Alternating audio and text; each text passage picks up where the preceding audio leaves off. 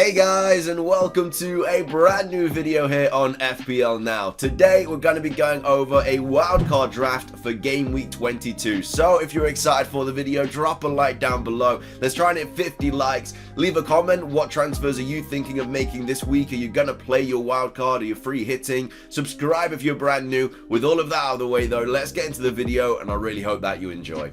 So starting things off, this is the wildcard draft that I've gone with as of right now. Now, it's very likely that we're going to get a big double game week, and so if that is the case, I'll make an updated wildcard, I'll make a free hit video. But if we don't have any double game weeks in game week 22, this would be the sort of draft that I would go with. So in goal we have Sanchez and De Gea. Sanchez has a lot of games in hand. Man United also have a lot of game in hands for De Gea. So I'd like both of those on my team. Don't have to worry about bringing one of them in if, you know, Sanchez gets a double or a triple or something, or De Gea gets a double and one of them doesn't. You can just play them. They also alternate quite nicely, and they're both, I mean, De Gea's at the back, I mean, the defense of United at the moment isn't the greatest. Like the Wolves game last night, probably should have kept a clean. Well, they did well to go so far into the game with a clean sheet because, well, Wolves were just peppering them. So yeah, the fact that they kept a clean sheet for so long was quite remarkable. But yeah, they don't look solid at the back. As a De Gea owner, it's not the best thing to see. But you know, hopefully they pick up a few more clean sheets with the fixtures they do have coming up. Villa I'm a little bit worried about though. West Ham I'm worried about, but then Burnley, Southampton, Leeds and Watford are some quite nice fixtures, and they're the fixtures that I think I will keep De Gea for, and then I'll probably offload him around game week 28 when they have City, Liverpool and Tottenham. Sanchez also has a lot of really nice fixtures coming up. Crystal Palace and Leicester for the game weeks that obviously De Gea has his bad fixtures. Then he blanks in 24, but that's okay because then you can bring De Gea back in for game week 24, who has Burnley away, and then you can kind of just, you know, alternate whoever you want to play. They've all got nice fixtures, you know, Watford, Burnley, Villa, Newcastle. The only bad thing is Brighton also has Liverpool and City around game week 29, so you'd have to think about getting rid of them both around that time because that's when their fixtures both go bad. But I guess you could save up transfers for then and sort that out, or just save your wild card or whatever if you're not playing it this week. But yeah, Sanchez and De Gea I think are two pretty nice keeper options. At the back we have Ben White, Semedo, Trent, Cancelo and Reguilon. Now I still have 1.8 mil in the bank. That is just to safely get Salah back into the team,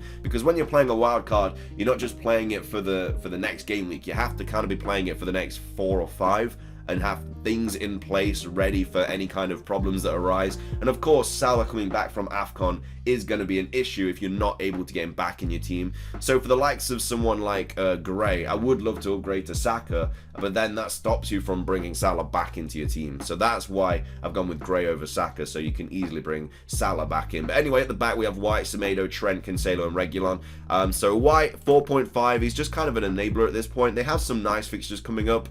They obviously missed game week 25 and 27, but you don't have to play Ben White every single week. You'd probably play him against games like Burnley at home, who aren't very good at the moment, maybe a Watford away, Brentford at home personally. Like, I don't know, I think Arsenal's defense is just really good at the moment. I thought they were very unlucky against Arsenal. They against Man City. They dominated that game. I think the red card was, you know, it was a red card from Gabriel. I think a lot of people look at like the VAR decisions, and whilst they were wrong, you also have to think that, okay, Martinelli missed a massive chance, and as well as that, Gabriel got a stupid, you know, red card. Well, 2 stupid yellow cards really. Well, I mean, the first one was for literally just kicking the penalty spot, which is just a yellow card. You shouldn't do that. Ramsdale did it as well and didn't get booked. He was really lucky. I mean, the second offense was a yellow card. He stopped, I can't remember who was running, it might have been Saka or someone, but he just stopped them from running. I mean, that's just a yellow card. So yeah, I mean, that was a red card. So even though the VAR decisions were bad, so were some of the decisions that the Arsenal players made. So I think it's both kind of, I think a lot of people are forgetting, like, the red card was actually a red card. Martinelli missed a big chance. Like, these are also things that, you know, if Martinelli scores that, Gabriel wouldn't have got a red card. They would have been, what, 2-0 up or whatever it was at that point. Next up though, we have Semedo. A lot of people kind of looking over Wolves' defense. If you look at just Semedo himself, he got 8 points against United. Didn't play against Chelsea, I think he had COVID. Got 8 against Brighton. Fair play, 2 1-0 defeats against City and Liverpool, but then got 9, 5, 6. And they've got some nice fixtures coming up as well with Southampton, Brentford. Arsenal, Tottenham might be tough games, but Wolves are just very much the 1-0 merchants at the moment. They either win 1-0 or they lose 1-0. They just do not concede many goals at all. Like, if you actually look at their last set of fixtures, I know I've just gone over them, but look at this: 1-0, 0-0, 1-0, 1-0, 1-0, 1-0, 0-0, 1-0. Like, it's crazy. Like, honestly, I think they're a decent little option. And Semedo is getting really, really forward. He's not as necessarily getting attacking returns because Wolves just don't score goals. But he is creating a lot of chances, which is giving him those bonus points. Like I say, he got 8 against United, missed the game against Chelsea, and then got another 8 points the game week before that. So I think he's probably the best Wolves option at the moment at the back. Saiss has obviously gone off to AFCON, so you can't really bring him in. But yeah, I think people are overlooking that Wolves defense. Trent, obviously, you know, I mean, I don't really need to talk about him. He's very much the GOAT fallback. Misses game week 27, which is unfortunate, but does have Brentford, Crystal Palace, Leicester, Burnley, Norwich. Most likely going to double up on game week 22, which is, I think it's triple captain worthy, because I think that other game is going to be Leeds. And Brentford away, Brentford home and Leeds, I don't know if it's away or at home. I think it's at home. So Brentford at home and Leeds at home. Obviously, that is a incredible fixture run for Salah, but he's not here at the moment. But I think Trent is a really, really nice option because, yeah, they're going to have most likely 2 clean sheets, which if you triple captain is 18 points in both of those games, which is obviously huge already. And then he's very likely to get attacking returns. So I think that Trent could be a really good triple cap. I don't know if I've got the balls to do it, but I think if you do, I think that he could get you quite a few points. Cancelo also in the team, of course, after Chelsea, has some really nice fixtures. The only reason that I wouldn't bring in more City players at the moment is because they don't have any double game weeks coming up. They have played every single one of their games, so they have no... Like, I wouldn't triple up on City at the moment. Yeah, Foden is in this squad, but again, he could be changed if, you know, double game week comes up. I would always have Cancelo, but if, you know, there's a bunch of double game weeks coming up, I probably wouldn't have Foden as well. Like, he is a bit of a doubt. He's in this team because he should have recovered by COVID by game week 22. But even if he hasn't, that's Chelsea at home, so you could just bench him and then have him for Southampton, Brentford and Norwich. But yeah, I just think that because they've played all their games, I think there are better options because of double game weeks and stuff. Reguilon, another option that, I mean, I don't know if I would necessarily bring him in on a wild card. I might change this a little bit because he's got Arsenal at home, which again will probably be a double. But then Chelsea, then Southampton. Like, you wouldn't have to play him. Like, this team has a really, really strong bench. Like, all of these players play like pretty much 90 minutes, and there's just a strong player in like every single position. But I don't know if I would necessarily bring him in at the moment. I'm not sure. We'd have to see double game weeks. We'd have to see other options. You maybe bring Semedo instead of him, and then just use Semedo for somebody else, for who has a double game week or something. But that's the back line. In midfield, we have Son, Jota, Foden, Bowen, and Gray. Again, just spoke about Reguilon with the Spurs fixtures, but Son, I think, is just a player that a lot of people have downgraded to. Another player you could bring in is De Bruyne, but at the same time, as I just said, I probably wouldn't triple up on City. They've played all their games. Spurs do have a couple of double game weeks on the horizon. That's why a lot of people are kind of jumping on those players. But yeah, I think Son is just a nice option to downgrade Salah into. A lot of people are also thinking of going for Ronaldo. I personally wouldn't, with how bad United are playing at the moment. I think Son is the better option. Jota should be a staple in everybody's wildcard team if you are wildcarding. You know, the likes of Firmino is out with COVID. Salah and Mane are off to AFCON. They have not really got that many options. Jota is going to play every single game. He has a really nice double game week coming up, most likely, of Brentford and Leeds. Again, could be another triple captain option. He's going to play 90 because they just don't have anybody else to come on for him. So yeah, I think Jota has to be in every single team.